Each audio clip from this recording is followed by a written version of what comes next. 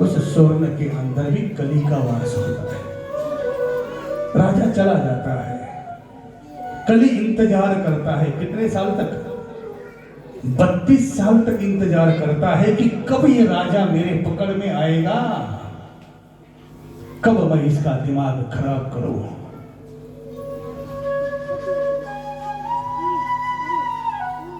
समय आता है, उस मुकुट को देखता है, उस भंडार गृह में जाकर देखता है, चमकता हुआ मुकुट अपने मस्तिष्क पर धारण करते हैं। ये मुकुट किसका है पता है? ये जरासंध का मुकुट है, जिसको भीम ने मारा था। और विजयी श्री के उपलक्ष्य में उस मुकुट को लेकर आया था। जरासंध के पुत्र ने काफी मना किया, लेकिन भीम उसको लेकर आए। और वो मुकुट आज राजा परीक्षित ने सिर के ऊपर धारण किया। 32 साल जो कली इंतजार कर रहा था। शत्रु को कभी कमजोर नहीं समझना चाहिए। शत्रु कब अपने ऊपर घात करेगा इसका कोई पता नहीं, वो केवल अवसर देखता है। बाहर के शत्रु को तो हम समझ रहे हैं, लेकिन अंदर जो हमारे अंदर शत्रु बैठे हैं, काम क्रोध आदि विकार जो बैठे हैं, उसको हम कब खत्म करेंगे? इसके लिए गुरुदेव जी कहते हैं हमें सत्संग की आवश्यकता है। राजा परीक्षित के मुकुट धारण करने से कली प्रवेश करता है, मस्तिष्क में प्रवेश करता है, यानी दिमाग के ऊपर प्रवेश करता है। राजा परीक्षित जंगल में चला जाता है। सेवा करने वाला राजा परीक्षित शमीक ऋषि के आश्रम में पहुंचता है। वहां पर शमीक ऋषि समाधिस्थ हैं। राजा परीक्षित अपना परिचय दे रहा है, मैं राजा परीक्षित हूं, चक्रवर्ती सम्राट हूं। आज अभिमान जग जाता है। शमीक ऋषि साधना में है, ध्यानस्थ है।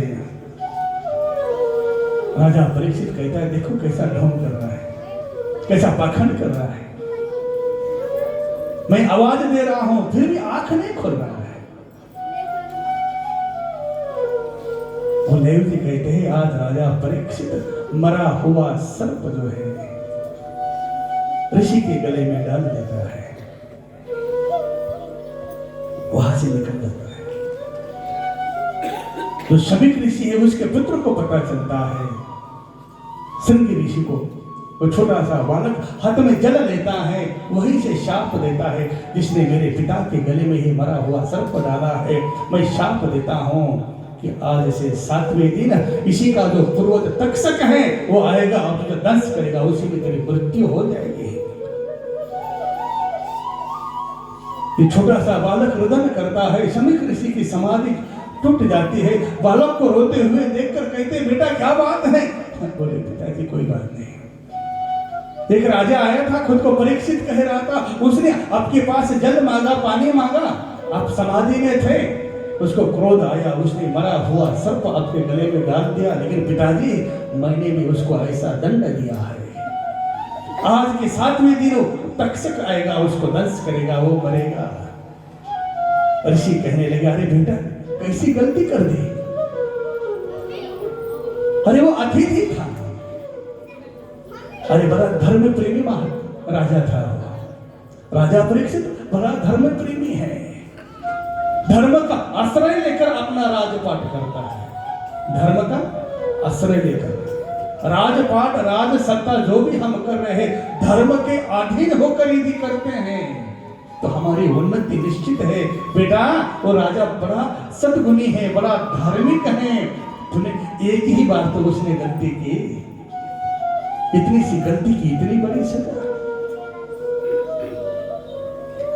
अपने एक शिष्य को जाकर बोलते, जा राजा परीक्षित को बोलते कि मेरे नादान बालक ने आपको शाप दिया है, 7 दिन में आपकी मृत्यु होने वाली है, आपके जीवन का लक्ष्य आप प्राप्त कर ले।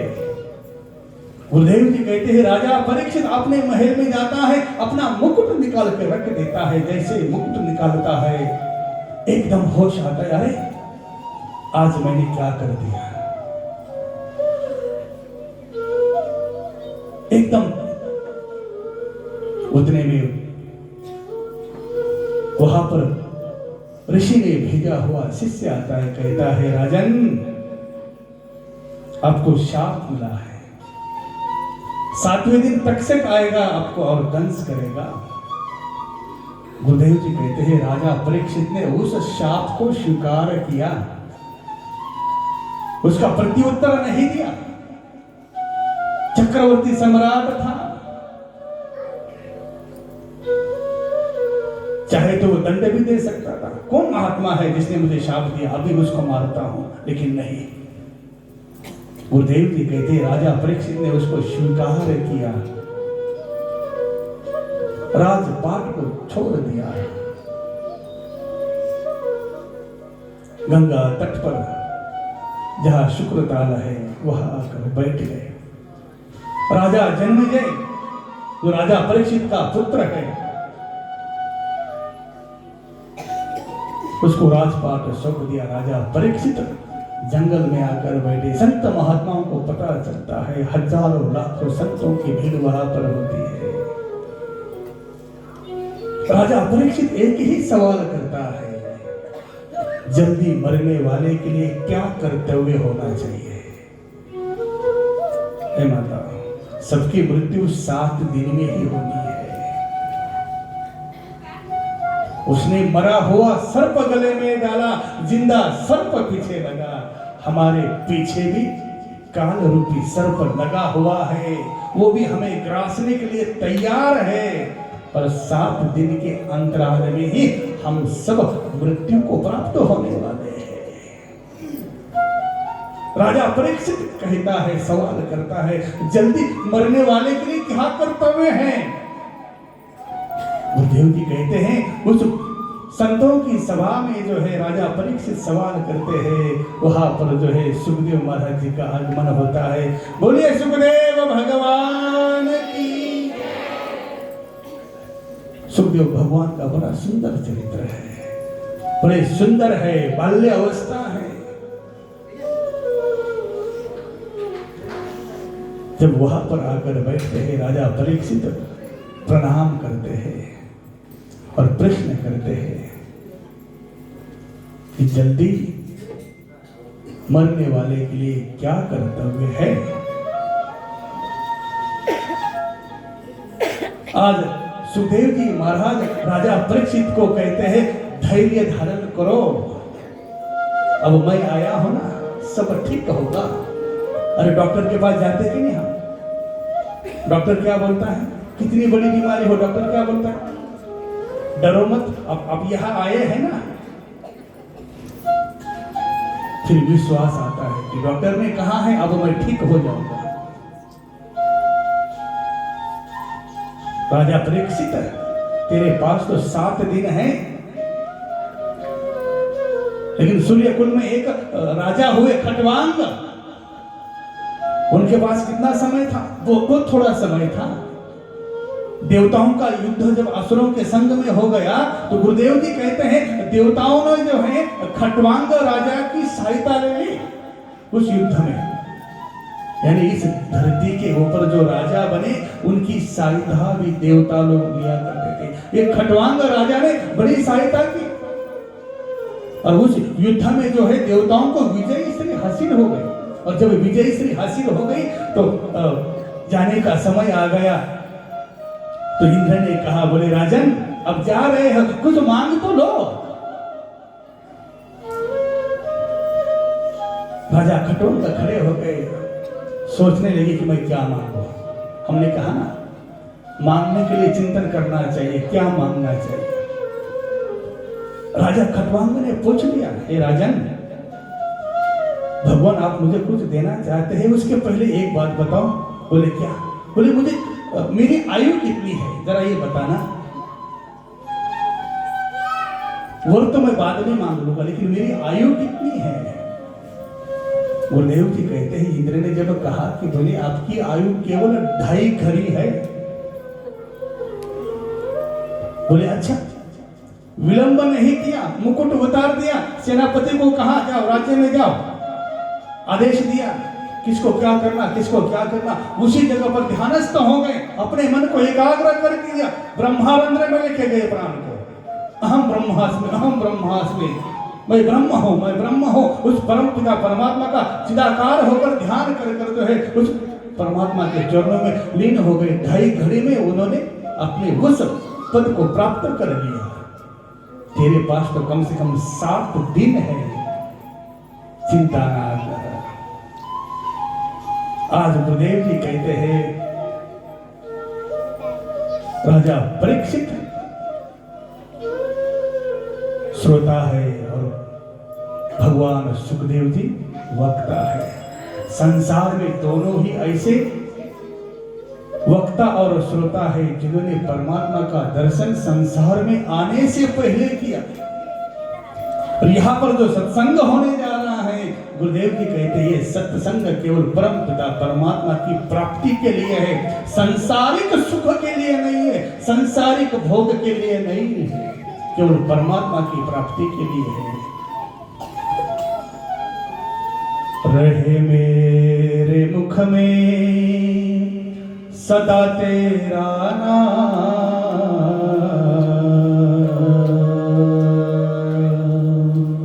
रहे मेरे मुख में सदा तेरा नाम, ओ राधा के श्याम, ओ मेरा के श्याम। रहे मेरे मुख में सदा तेरा नाम, ओ राधा के श्याम, ओ मेरा के श्याम, ओ राधा के श्याम, ओ मेरा के श्याम।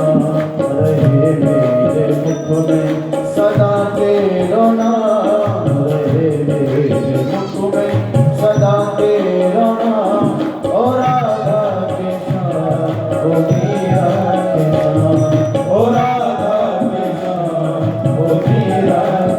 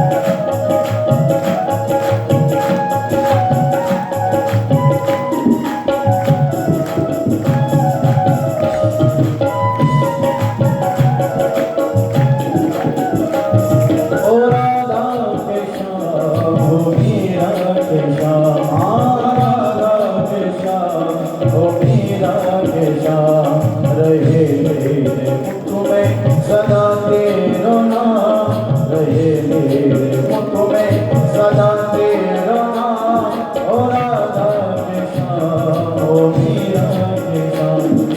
राधा के श्याम, ओ मेरा के श्याम, ओ राधा के श्याम, ओ मेरा के श्याम।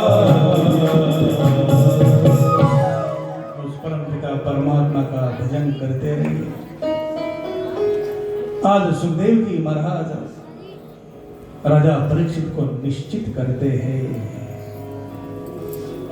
बड़े प्रसन्न होते हैं कि जल्दी मरने वाले के लिए क्या कर्तव्य है। सुखदेव जी कहते हैं राजन, तू ही सत्संग श्रवण कर रहा है ऐसी बात नहीं, जो तेरे पूर्वज है उन्होंने भी सत्संग श्रवण किया है।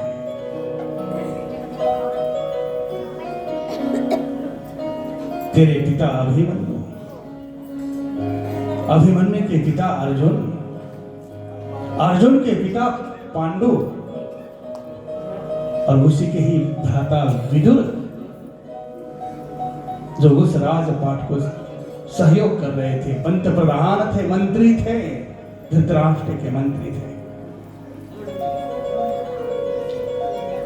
धृतराष्ट्र को समझा रहे थे कि हे राजन, तेरा ये जो पुत्र है ये तेरे कुल के लिए ठीक नहीं है। दुर्योधन को क्रोध आता है, दासी पुत्र कहकर संबोधित करता है। ये दासी पुत्र देखो कैसी वार्ता कर रहे हैं, ध्यान रखना। धर्म दोनों जगह है, पांडवों के पक्ष में भी धर्म है और कौरव पक्ष में भी धर्म है। विदुर भी क्या है, धर्म का ही स्वरूप है। लेकिन एक बात है, पांडव पक्ष में धर्म आगे है और कौरव पक्ष में धर्म पीछे है। बार बार धर्म को नीचा दिखाने का प्रयत्न किया जाता है। जब दासी पुत्र कहा तो गुरुदेव जी कहते हैं विदुर वहां से चले गए, विदुर वहां से चले गए,